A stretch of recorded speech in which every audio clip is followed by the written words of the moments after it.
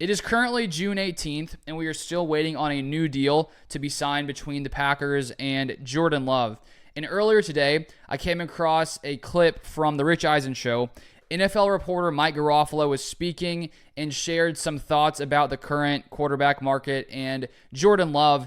And then I want to give some of my thoughts on what he had to say and go into what could potentially be holding up the deal right now. So let's give this a listen. Because there is another quarterback situation that's actually, to me, more interesting. Dallas. And it's Jordan Love. Oh, that one. Not to say the two isn't interesting, but Love is interesting because that's the one where if you don't pay him now, the price could be exponentially higher. But also, and I'm not saying that I'm out on him, but he doesn't have a long track record. Nope. Right? I mean, it's only been the one full season now. And I keep saying this every time I am on air and I read or say that Jordan Love was second in the NFL in touchdown passes. I got to go back and check it. I'm like, is that right? He was second in the NFL in touchdown passes last year, and he played really well. He played really well in the postseason. He showed you the makings of a guy that they thought he was and hoped he would be, and the reason that they drafted him and groomed him the way that he did. So, you could get him. He may actually wind up crossing Burrow and Lawrence. And you may say, how is that guy now the highest paid quarterback in the NFL? Well, because of what you said, you wait on him, it could go even higher. So that, to me, is the one I want to see how that works out. I believe it's going to get done. I believe he gets an extension this summer, and I believe it could be for a really big number. So the one part I want to focus on from what Garofalo said is where he brings up the fact that Jordan Love does not have a very long track record. And if you're the Packers front office, you probably want to do your best to give Jordan Love less money than, Jordan Love is probably wanting, because it's better for the team overall if you are spending less money on the quarterback position. I still think they want to pay Jordan Love. They know he's the guy. They've been pretty adamant about that being the case. But they do have a case to make that Jordan Love does not have as long a track record as some of these other quarterbacks. And I honestly don't think it's going to stop the yearly number from going down. I think that Love has a very strong argument to be the highest paid quarterback in the NFL. The part that I would bet that the negotiations are still going back and forth, if they actually still are, because there hasn't been a contract done yet, I would guess it has to come down to the guaranteed money. And so here is what I put on X earlier this morning, Twitter. If you want to follow me there, Luke Beller 3. I share other Packers stuff there at different times, so you can check it out there. But here's what I said. I wonder what percentage of Jordan Love's contract the Packers want to guarantee. They could argue that because of his small track record, he doesn't deserve the same percent guaranteed as all the other QBs have gotten or have recently gotten. Then I listed them there, and you can see Trevor Lawrence, $200 million guaranteed of $275 million, 72% of his contract guaranteed. Joe Burrow got 79% of his contract guaranteed. Goff got 80% of his contract guaranteed. Herbert, 83.3% of his contract guaranteed. And those quarterback guarantees have gone up a ton since earlier back in the day. I continue here. When the Packers gave Rodgers a new deal after 7 to 8 games starting in 2008, 31% of his contract was guaranteed.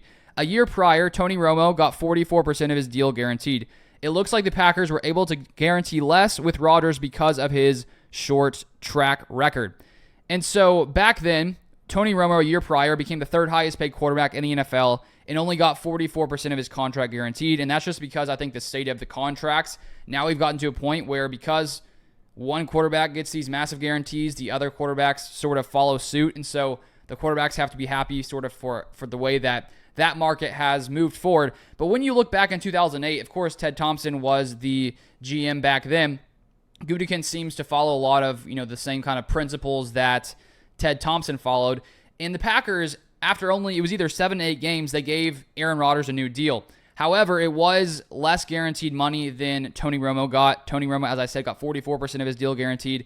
Rodgers only got 31% of his contract guaranteed. And my guess is because it was only 7 to 8 games, they didn't want to give up a massive amount of guaranteed money closer to Tony Romo's level. And I think that if Rodgers would have played out the whole season, he probably would have gotten more. And so I said this, wonder if something similar could happen to Love. However, Love did play a full season and win a playoff game, so Love's agent is probably arguing he deserves just as much guaranteed as a guy like Trevor Lawrence. And that is where the difference is between Rodgers and Love when they got their contracts. Love is going to get his probably before this season after a full year starting. Rodgers only halfway through the season. So the Packers I think did get a little bit of a discount because of when they decided to pay Aaron Rodgers. And if you're the Packers, I think you can make the argument that the guaranteed money for Love should be lower than these other quarterbacks because they have not shown it over time. My question is Jordan Love's team, his agent, Jordan Love himself, is he willing to take less guaranteed money? And would the Packers really be willing to say, okay, fine, like you're not willing to take that, then we're not going to pay you? I don't think it's going to come to that. I think they're going to come to some kind of agreement, and I would just guess that that's sort of what's holding up the contract talks right now at this point, just because, you do have an argument from the Packers standpoint for Love to get less guaranteed money, but I think that it's not like it's a super small sample size from Jordan Love. He did play in, 16, 17 games, played in the playoffs. I think he's honestly shown a lot, and I really don't think that we're going to see a drop-off in his next season. And it doesn't feel like this contract is going to, the contract talks are going to push close to the season or, when the season starts. It feels to me, based on, Jordan Love's comments the past few days or the past week, where he seemed pretty optimistic that a deal will get done by training camp. Gutekunst has said they want to get it done by training camp. I think they're going to agree, but my guess is that's where it's currently sort of being held up. So we will see what happens here, see what kind of guaranteed money Jordan Love does get. But if you want more Packers content, feel free to follow me on Twitter/X at LukeBeller3. I'll leave the link at the top of the description for more Packers content, and feel free to subscribe to the channel as well so you don't miss any Packers news. But that is all for this one, and I'll see you guys next time.